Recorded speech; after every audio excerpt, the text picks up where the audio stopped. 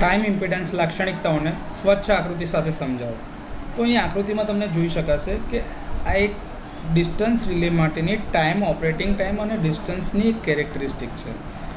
હવે આની અંદરમાં એવું છે કે જે લાઇનને પ્રોટેક્ટ કરવાની છે એનું અંતર આપણે જે છે એ એક્સ એક્સિસ પર લીધેલું છે, જ્યારે જે એનો ઓપરેટિંગ ટાઈમ છે રિલેનો એ વાય એક્સિસ ઉપર છે.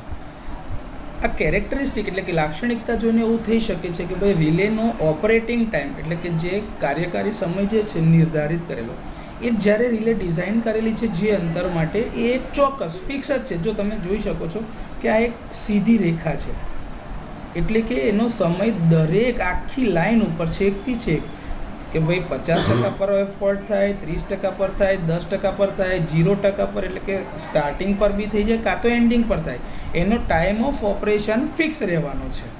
હવે એના પછીથી એક બિંદુ એવું આવે છે કે જ્યારે વોલ્ટેજ અને કરંટના કારણે જે બળ સમાન થાય છે તો તે બિંદુ પર જે કાર્યકારી સમય એટલે કે ઓપરેટિંગ ટાઈમ જે છે ઇન્ફિનિટી તરફ આગળ ઝડપથી વધવા લાગે છે.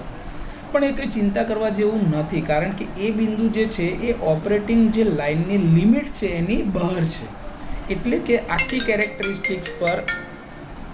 કેરેક્ટરિસ્ટિક જે લાઇનની છે ત્યાં આગળ તમારો ઓપરેટિંગ સમય એક ચોક્કસ જ મળવાનો છે અને લાઇનનું પ્રોટેક્શન કરી શકાય છે.